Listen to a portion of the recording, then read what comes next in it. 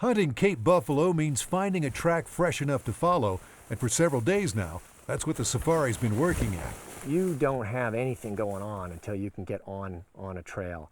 This is incredibly rough terrain. I mean, we're just going to places I don't think humans were supposed to be, and we're following trail, broken twigs, a hoof print on hard dirt, dung, whatever it is, but we're pushing, we're making sure we're using our brains and all of our senses.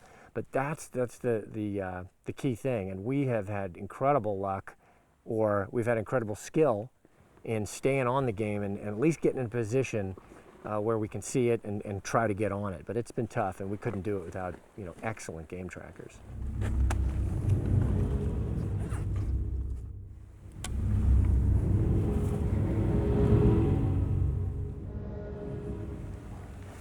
At last, the tracking is paid off, maybe too well. Now Gavin, Horsley, and the trackers are right in a band of bulls. As the bulls moved off through the thick cover, the hunters had to try to keep up with them, yet not spook them off.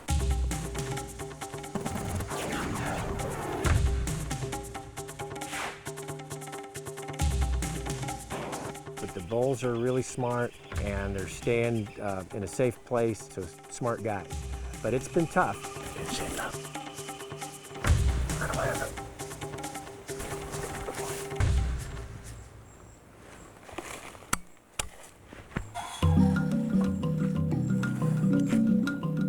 Well, I was not nervous until I heard him before I saw him. And it's a different type of experience than you get when you're in North America. And I just looked at the pHs to make sure they were calm. If they were calm, I was calm.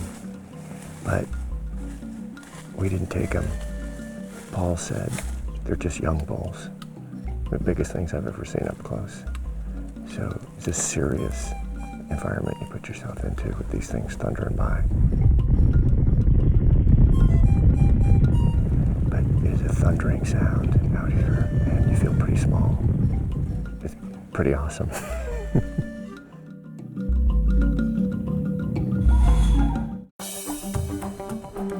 Ernest Hemingway quoted an old Somali proverb that a brave man was frightened 3 times by a lion: when he first saw the track, when he first heard it, and when he first confronted it. And it's true for all the big 5, especially the Cape buffalo. The buffalo, which can weigh up to 1 ton, probably kills more people in Africa each year than the rest of the big 5 combined.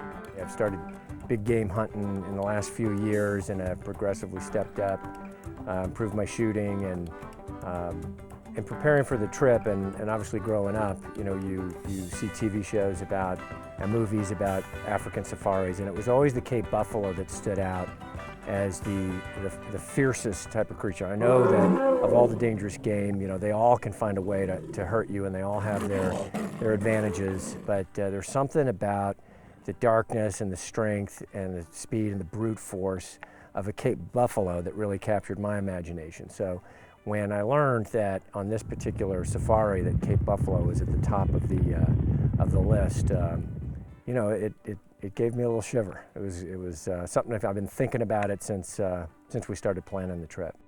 As the author Robert Ruark wrote, the Cape buffalo looks like he hates you personally, like you owe him money. Yeah, I really prefer hunting buffalo because buffalo is considered to be the most dangerous game in Africa. It is very, very dangerous, and you have to be very careful when you're following a wounded one. Even though I hunted it's my job, but I get nervous when I get close to dangerous game. I get a little nervous, and appreciate that. That's the hunt I'm doing. So hunting plains game is fine with me, but when I come to a wounded buffalo or a wounded lion, that's the time that I know I'm hunting.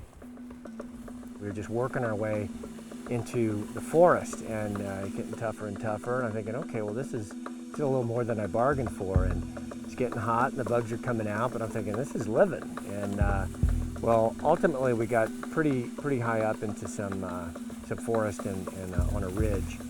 And all of a sudden it's like, everybody go quiet.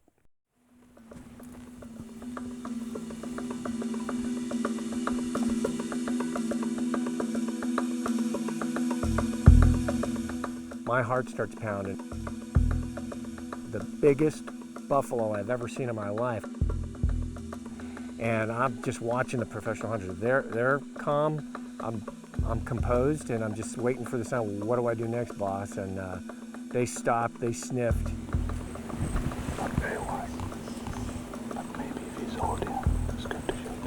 It isn't so much the power and fierceness of a buffalo that makes it so dangerous, but its ability to hide, almost literally behind a blade of grass. And we must have been 20, 30, 40 yards away, and we locked on to one bull. And we weren't sure if it was a mature bull or a young bull, but it was the only one that we had an option on. And we were so close, and the sun's beating down. The bull may not even know they're there, but he has instinctively placed himself in a position of optimum concealment and security. Got him on that side.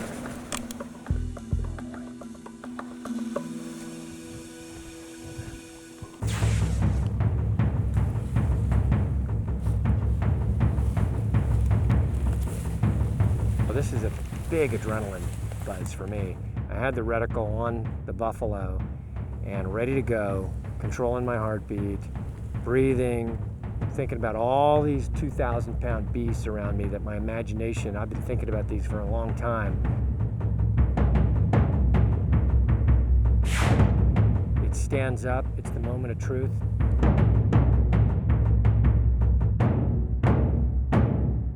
Not mature enough. Hold back. Whew, just incredible.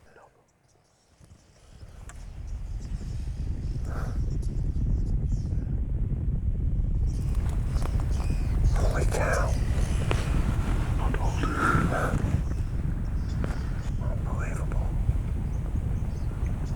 I don't know about you, but that's pretty freaking amazing to be here when I heard of Cape Buffalo come stampeding by. Yeah. The adrenaline will take a couple of months for me to get back to a normal level. They don't look for the path, I just go busted everything. And there's that lingering feeling you have in the back of your brain that if they get spooked on the other side and they come this I way. told you, yeah, you'll see them. I got 3 rounds. You got 3 rounds. Yeah, 4 rounds. 4, and then it's every man for himself. The calves, in my opinion, it doesn't mean that there are no old bulls. As they walk by, time is getting late in the daytime. Most of the old bulls, they separate and stay on the side in the bush. Okay. And then they join them later again after they start grazing in the evening. So now we leave this herd. There's another chance to see another herd or single bulls. Okay. Or late in the evening when they start moving again. Yeah, we can pick any of them. Let's So, go. Yeah, Let's do we're it. heading now. It was fantastic.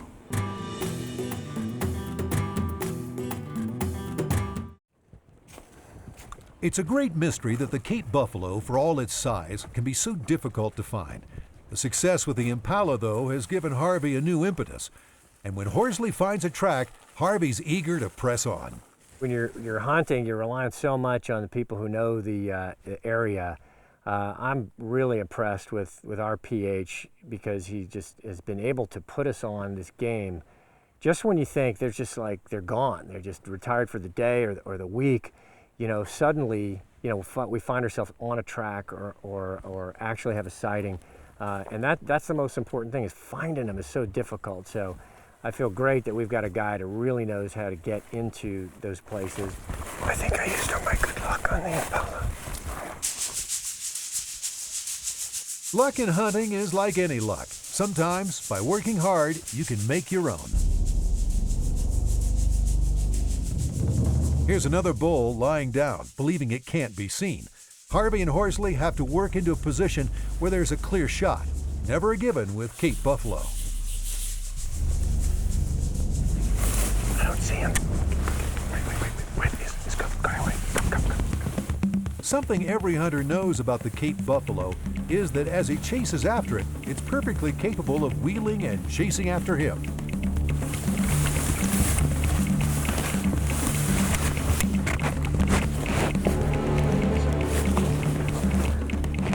See that tree there?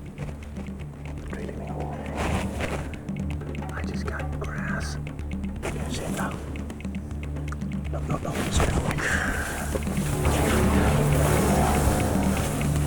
But if the buffalo does not chase the hunter, it can also vanish without a trace. Yeah, it's going to be difficult because it's gone into the tall grass. There's a lot of buffalo tracks here. You can't pick up the track, so. Well, we've tried something. I saw flashes of him. Yeah. But once I locked the scope on, I could not acquire him. At least a There's target. a lot of trees around, and leaves slinging, and everything is. Last thing I want to do is lob a 375 into some, brown mass and wound the thing. And I could see him. I could see him several times. yeah, I just did not have a shot. So we've been doing this for thousands of years, and you feel like you're connected to that, just relentlessly every day, patiently going after the game, following them, and ultimately you're going to get in a position where you get a shot. But we're not going to take a shot that's not the right animal. We're not just going to do it here because we need to shoot something. We've had the trip of a lifetime, working so hard, getting into this stuff, testing the limits, and I love working that hard. I feel like I've already fulfilled, my dream in life. I've gotten to within yards of the big Cape buffalo, right in the herd several times.